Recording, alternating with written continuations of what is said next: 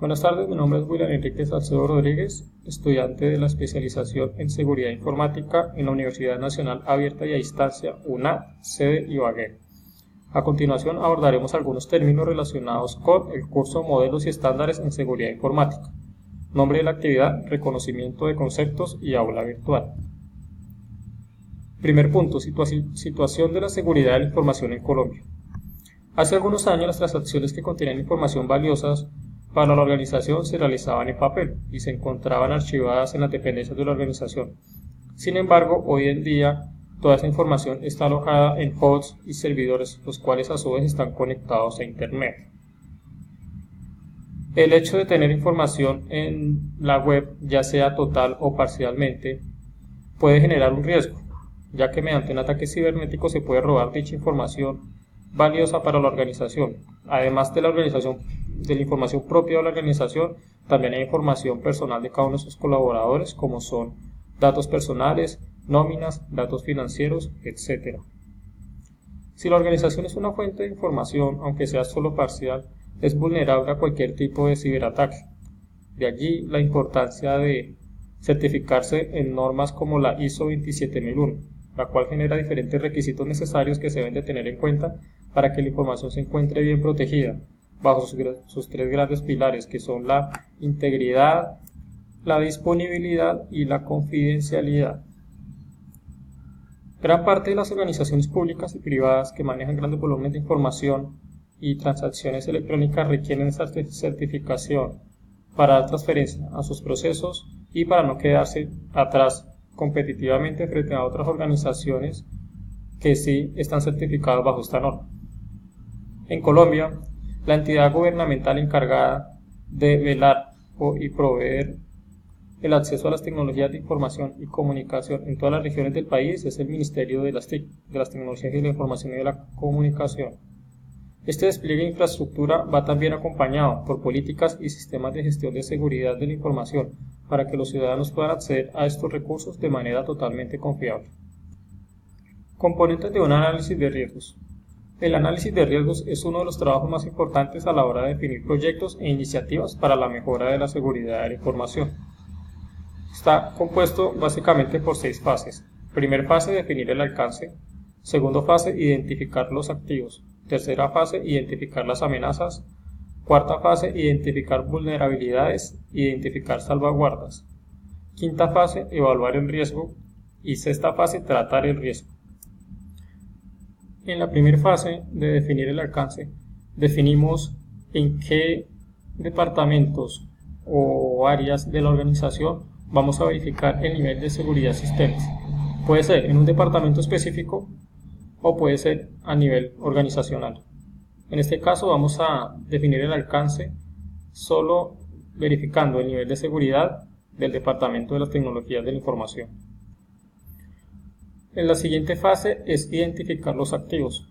Una vez hayamos definido el alcance, debemos de definir los activos más importantes que guardan relación con el departamento, el cual está dentro del alcance que hemos determinado. En este caso estamos hablando del Departamento de las Tecnologías de la Información.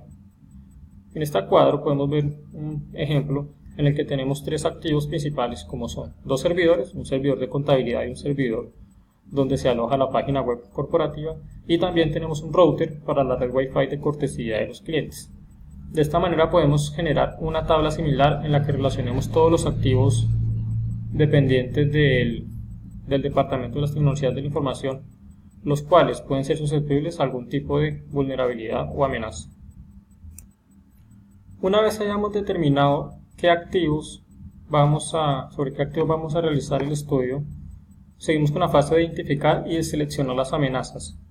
En esta fase evaluamos los posibles riesgos, vulnerabilidades y amenazas a los cuales pueden ser objeto estos activos. Por ejemplo, si estamos hablando de un servidor de aplicaciones, podemos verificar las vulnerabilidades en las que está en el sitio, si tiene el riesgo de que pueda haber un incendio, si tiene el riesgo de que pueda haber algún tipo de falla eléctrica, si tiene el riesgo de que haya algún tipo de daño por agua, si tiene el riesgo de que haya algún tipo de violación de acceso al sitio, entonces tenemos que empezar a determinar todas esas posibles vulnerabilidades y amenazas que afectan directamente a este activo. La siguiente fase 4, es identificar vulnerabilidades y salvaguardas. Está íntimamente relacionada con la fase anterior. En esta tenemos dos fases. Una, identificamos vulnerabilidades. Por ejemplo, si estamos hablando de servidores, podemos verificar que estos servidores tengan su sistema de antivirus totalmente actualizado. Tenemos que verificar también el proveedor del servidor, el fabricante del servidor, si tiene garantía, si no tiene garantía, y todo este tipo de revisiones directamente sobre el activo. Y también podemos mirar el tema de las salvaguardas. Las salvaguardas son como los planes de respaldo, de contención que en el momento tiene la compañía. Por ejemplo, gran parte de las centrales de datos en las cuales están alojados los servidores cuentan con sistemas de alimentación interrumpida o un sistema SAI, el cual permite abastecer los servidores de electricidad en caso de algún corte eléctrico. Esto se conoce como salvaguarda y contribuyen a disminuir el riesgo de amenazas relacionadas con el corte de suministro electrónico y eléctrico. La siguiente fase es la fase de evaluar el riesgo. En esta fase reunimos las fases anteriores en las que tenemos el inventario del activo, de los activos, tenemos el conjunto de amenazas sobre las cuales está expuesta cada activo, tenemos el conjunto de vulnerabilidades asociadas a cada activo y tenemos el conjunto de medidas de seguridad implantadas actualmente sobre cada activo. Ya con esta relación podemos determinar con un cuadro en el que comparamos la probabilidad y el impacto de la amenaza sobre cada uno de los activos y determinar el nivel de riesgo. Para realizar el cálculo de este riesgo nos apoyamos en dos matrices. En la primera matriz tenemos el cálculo de la probabilidad, en la que de una escala del 1 al 3, de baja a alta, describimos la probabilidad de que haya una amenaza, en el que 1 es que la amenaza se presenta cada 2 años, cada año, y 3 que es alta, en el que la amenaza se puede materializar cada mes, cada 15 días o cada semana. También tenemos el cálculo del impacto, es el impacto que genera esta probabilidad de amenaza. En este caso tenemos una escala del 1 al 3, en el que 1 es bajo y 3 es alto. 1 podemos decir que el daño derivado de la materialización de la amenaza no tiene consecuencias relevantes para la organización, mientras que en el nivel alto, el daño derivado de la materialización de la amenaza tiene consecuencias graves, reseñables para la organización. En este caso podemos realizar el cálculo del riesgo cuantitativo. ¿Cómo lo hacemos? Riesgo es igual a probabilidad por impacto. En este caso determinamos en qué escala del 1 al 3 puede estar el riesgo, si es baja, media o alta, y lo multiplicamos por el nivel de impacto que puede causar, si es un impacto bajo, medio o alto. El resultado de este cálculo nos da el riesgo cuantitativo, el cual es generado por la amenaza directamente sobre el activo. En la siguiente y última fase vamos a tratar el riesgo. Una vez calculado el riesgo, debemos tratar aquellos riesgos que superan un límite que nosotros mismos hayamos establecido. Por ejemplo, según el cálculo que realizamos en la fase anterior, si vemos que el riesgo supera el 4, debemos de tomar medidas correctivas, lo cual podemos realizar con 4 estrategias principales. La primera es transferir el riesgo a un tercero, por ejemplo, contratando un seguro que cubra los daños a terceros ocasionados por fugas de información. También podemos eliminar el riesgo. Aquí tenemos un ejemplo en el que teníamos, por ejemplo, acceso Wi-Fi para visitantes y pues una medida de riesgo sería suspender por completo el acceso Wi-Fi de cortesía a los visitantes. Asumir el riesgo. Asumir el riesgo es ser conscientes de que el riesgo es latente y debemos de instalar alguna medida que subsane ese riesgo.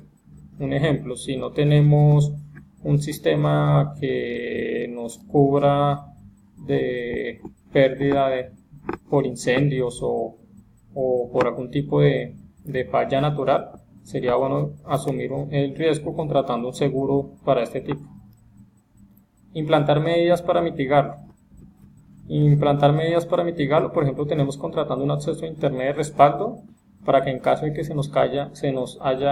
tengamos fallas con el servicio de datos principal, podamos tener un servicio de datos de respaldo para que los procesos de la organización no se detengan.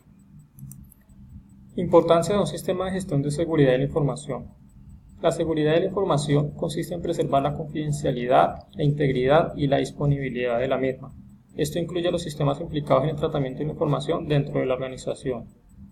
Entre las principales ventajas que tenemos al implementar un sistema de gestión de seguridad de la información tenemos la disminución del impacto de los riesgos.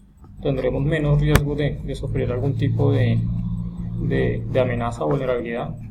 Tenemos mayores garantías de continuidad del negocio basadas en la adopción de un plan de contingencias. Continuidad del negocio se refiere al tema de la disponibilidad para que los procesos de la compañía no se detengan. La mejora de la imagen de la organización y el aumento del valor comercial de la empresa y sus marcas. Si tenemos, digamos, una compañía en la que sus procesos no se detienen, tiene buena productividad y tiene buena imagen frente a sus clientes. Una mayor confianza por parte de los clientes, proveedores, accionistas y socios. Una mejora del retorno de las inversiones, el cumplimiento de la legislación y normativas vigentes. Entes certificadores de la norma ISO 27001.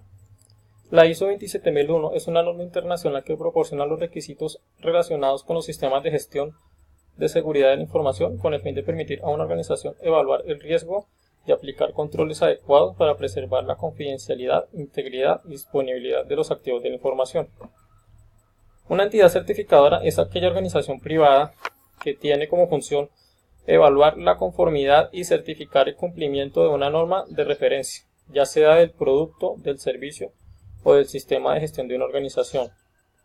Dos ejemplos de organizaciones certificadoras de la norma ISO 27001 en Colombia son Bureau Veritas, Colombia Certification y Cotecna. Damos por terminada la presentación. Gracias por su atención.